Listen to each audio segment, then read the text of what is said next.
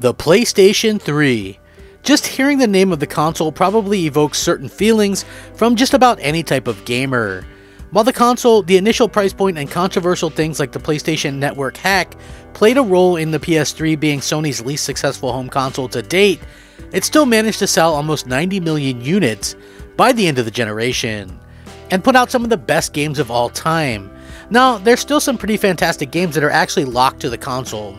Unfortunately, the cell processor made it pretty much impossible to emulate or do backwards compatibility, so games like Metal Gear Solid 4 and many others are still locked directly to the console. It's so unreal. Now, before we jump right into the action, I'd like to take a minute to ask everyone to like the video and perhaps consider subscribing if you enjoy my content. Putting together this video and recording PlayStation 3 footage was a lot more difficult than I originally thought. The PS3 has an HD PC protection on it, which means you can't capture footage on a capture device through HDMI. Looking into this, I figured out a way to get it to work, and using an HDMI splitter with one in and two out. But even still, it was a bit finicky to say the least. I had to keep resetting it after every game that I recorded. So going through a splitter can also degrade some of the quality, but I think I managed to get everything looking pretty good. With that being said, let's go ahead and jump into this. I'm very excited to talk about it. Let's go. The PlayStation 3 had a tough task at the beginning. It had to follow up the PlayStation 2, which even to this day is the best-selling console of all time. Sony perhaps got a little cocky and priced the console at $599, which wasn't a great look compared to Nintendo's Wii at $249 or the Xbox 360, which had an arcade version for $299. Now, I think adversity really helped Sony dig deep and put out some of the biggest and best exclusives that we saw for an entire generation. And I want to go over some of these right now and talk about them and why I think even in 2023 and beyond, looking forward, you definitely need a PlayStation 3. Now, there's multiple different versions of the PlayStation 3. There's the bulky PS3 Fat that was also backwards compatible, but not all of them were, so you have to be careful when picking one out. A version is hardware backwards compatible, and a version is software backwards compatible with emulation. Then there's the PlayStation 3 Slim, which is what I'm using for this video right here. It's a nice looking console that cuts down a lot on the clutter. And finally, there was the PlayStation 3 Super Slim that came out at the very end of the PS3 lifecycle and was pretty cheaply made. I wouldn't recommend this version, honestly. I've had lots of problems with it. Mine have broken repeatedly, so kind of use at your own risk. Now, when it comes to the games themselves, most of what I'm showing is going to be exclusive to the PS3, and some of it you may have never heard of. First up is a game that came out late in the life of the PlayStation 3 called Puppeteer. Now, this is one of the coolest puzzle platformers that you'll ever see. And to be quite honest, I don't know many gamers who have even heard of this game. But it's quite a lot of fun because you get to play as a character who is magically changed into a puppet, and you have to find different heads throughout the game. You can also use some magic scissors to help you out along the way. The game was made by Sony's Japan Studios, and I think one of the reasons people don't know much about it is because, guess what? The PlayStation 4 was looming on the horizon when this game released, and it unfortunately overshadowed it. A physical version of this game is quite expensive to obtain as well, so you have to keep that in mind. It's well worth it in my opinion. This is one of those games that seems like it's going to be forever locked to the PlayStation 3. Next up, I wanted to talk about one of my favorite franchises, Uncharted. Naughty Dog was coming off the Jak and Daxter trilogy of games and did the Uncharted series on the PlayStation 3. These games still hold up very much today, and they're very comparable to the Tomb Raider games, and even given the codename Dude Raider during production, if that gives you a little bit of a hint where they took some inspiration from. Now, the original trilogy of the Uncharted games are quite a lot of fun, and yes, you can get the remasters on the PlayStation 4, but the originals are still pretty amazing, even on the PS3 itself. To me, Uncharted 2 is the epitome of a great game, and it might be the best game of the entire generation that time. But the first game is one of the ones that drew so many people into Nathan Drake's wonderful world in the first place, and my hope is that one day they bring this series back because we rarely see amazing stories with set pieces that are so much fun like this game. It's just an absolute blast to play, and I hope they do really bring it back. So when you bring up that the PS3 had a varied lineup of exclusives, many people forget that Little Big Planet karting even exists. Though it was taken a little bit for granted, the Little Big Planet franchise was a massive breakout hit for Sony and Media Molecule on the PS3. The fun series from former Lionhead Studios employees garnered a lot of attention, of course, and Sony quickly took to the idea to franchise Little Big Planet in much the way that Nintendo does with Mario. So basically think of it as Sackboy as being their own little Mario. He had multiple games, including a kart racing game that was actually pretty well done. Using the Nintendo formula is a pretty smart thing to do, because many people who enjoyed Nintendo games were wishing for versions in HD. Sackboy, of course, could never actually be Mario, but they did a fun job with the game, and it's still pretty fun to play even if the online functions have been shut down for a while. Picking up power-ups, racing around, I think the ability to unlock certain things. Obviously, this is one of those games that really showcases what Sony was all about in the PS3 era. Now, while Xbox has the Halo series since the original Xbox, Sony desperately needed their own first-person shooter, and Killzone 2 was billed as the quote-unquote Halo killer. Now, when Sony showed this game off at E3, people were left with their jaws on the ground. It was looking to be the next big thing in the shooter space. Guerrilla Games had done a decent job with the first Killzone game on the PS2, but now they were taking full advantage of the mighty Cell processor and the PlayStation 3. This game was going to be the game to end all games, and you know what? It ended up being pretty good, but maybe fell a little short on the lofty expectations a lot of people were trying to push on the game.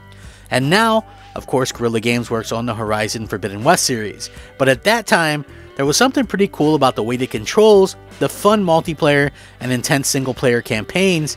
Killzone 2 and 3 on the PlayStation 3 were both pretty inventive, but perhaps the shooter space was just too full as it stood. Nowadays, I think people would love like a remaster of these games and get a chance to play as, you know, Rico and the other characters in this game. Such a fun thing.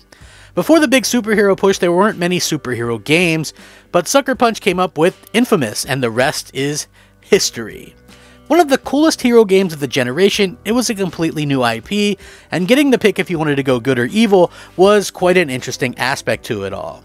To be able to pull off such an interesting story in the open world setting is quite the Marvel feat, get it? And honestly, Sucker Punch nailed it. Many people consider the first Infamous game to still be the best, and I actually tend to agree.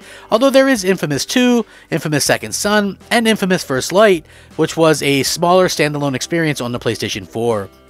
A lot of people ask for remasters or remakes of this franchise, but it looks like Sucker Punch will be busy with Ghost of Tsushima for this foreseeable future. And honestly, who can blame them? That game was amazing as well. It's a good problem to have, too many great IP, but I do hope that we get something before too long, because I would love to see even remakes or remasters of these. Perhaps one of the biggest games still locked to the PlayStation 3 is that of Metal Gear Solid 4 Guns of the Patriots. This was the reason I bought a PlayStation 3 in the first place. I was a huge fan of the first Metal Gear Solid games, and I didn't want to miss out on this one. The game is still quite amazing, but the installs can be a little rough to take. I thought they wrote Snake off into a corner with the story in this game, but it's quite a wild ride that showcased the Blu-ray disc capacity and actually definitely fit the next generation billing that was needed. I booted this up for the first time in years and got back to the part where Snake falls asleep and dreams of Metal Gear Solid 1 on the PS1, and you play through a certain part of the game. It still holds up incredibly well, although incredibly heavy dialogue. It's still the definitive game to play if you are thinking about picking up a PlayStation 3. So much fun, such an epic experience. I highly suggest it, and it's not even an expensive game to play. Even though the Xbox 360 got a ton of credit for the arcade and things like that, the PlayStation 3 had a pretty good arcade as well. Looking at Resogun and a game that probably not a lot of people know of, Ragdoll Kung Fu, these are two of the better ones, though I'm guessing people might have forgotten about them, at least according to, some of them. Now, Resogun obviously was on the PlayStation 4 as well, and the Vita, and it was cross-buy, which meant if you bought it on one platform, you got it on all of them. A pretty cool feature that, sadly, we didn't see more of. Ragdoll Kung Fu was an interesting game that used some awesome physics for some hilarious fighting action.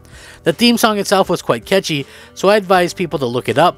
But there's definitely two or more of the unique arcade-style games that you can find on the PlayStation 3. But to be clear, I'm not sure what exactly is available for purchase digitally on the PlayStation Store, but there are some that you should be on the lookout for, if at all possible. Now, moving on, remember a time when platformers were all the rage? Honestly, Sony had some of the best ones, and Sly Cooper 4 is one of the ones that I'd mentioned in the mix. Of course, there's the remastered Sly collection that you can find as well still on the PS3, but there's something charming about Sly 4 in and of itself. I think the awesome cel-shaded graphics really make the game pop and also help it to look even good all these years later. Hard to believe at one time, Sony had Sly Cooper, Jak and Daxter, and Ratchet & Clank all on their platform. Boy, those were the days. Absolutely love and miss these types of fun games. I hope they revisit this franchise one time soon, but honestly, what a blast it is to just go back and play it again. Sticking with fun platformers, I can't forget Little Big Planet.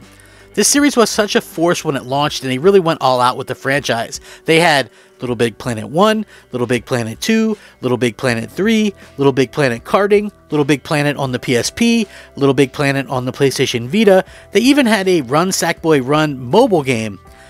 Absolutely, no doubt they tried very hard to get Little Big Planet to be the sort of Mario franchise icon for themselves. And it kind of worked, but Media Molecule, who was behind the first two games, decided to stop working on the series after that, and that kind of caused the quality and imagination to dip a bit. But I'm of the opinion that the original Little Big Planet is probably still among the best, and came out at a time when Sony's developer were absolutely like firing on all cylinders. Everything was quality and unique, and we just don't see that level of fun these days. Everything is so awesome back then, and so different. Speaking of Sackboy and mascots, Sony tried their hand at a Smash Bros. Type of game as well, with PlayStation All-Stars Battle Royale. Try saying that 3 times fast, it's very difficult. I know it might sound odd, but this is one of those odd PlayStation games that really spoke to me. I played it and beat it on the PlayStation 3, I played it and beat it on the PlayStation Vita, because this is one of those cool cross-buy promotions from Sony.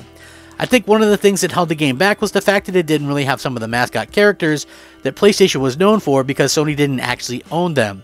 So there was no Lara Croft, there was no Crash Bandicoot, there was no Spyro the Dragon, but for me, the game was an absolute blast, and like many of the games I'm showcasing, it's vastly different and unique. When you go to play a game, you don't always want to play some deep game that requires hours and hours of concentration, and that's what a game like this is for. Fun to pick up and play for a few rounds or kill time, or just chill out a bit, and that's what I think really excels with these type of games, and I think that you'll probably agree with me here. Now, changing speeds is what this next game is all about, Gran Turismo 5. For me, I love a good racing game, and Gran Turismo is a pretty darn good simulation racer.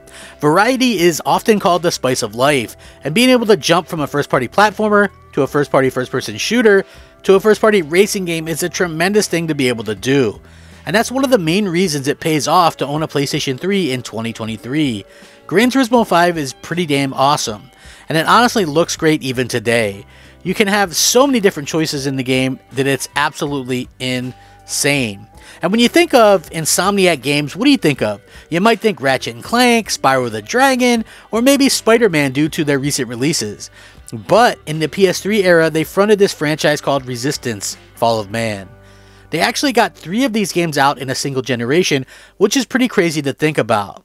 A more serious tone in nature to their other games, the first Resistance game was actually a launch title for the PlayStation 3 and still looks and plays great today. When you think about shooters, you don't really think PlayStation, so hard to believe they had 3 Resistance games, a couple of Killzone games, even some SOCOM games in that generation. And these games aren't very expensive to pick up or find, and they're highly recommended. Give them a try. The bangers don't stop on the PS3, even in the final year before the PlayStation 4 launched. They managed to outdo themselves with a little game called The Last of Us.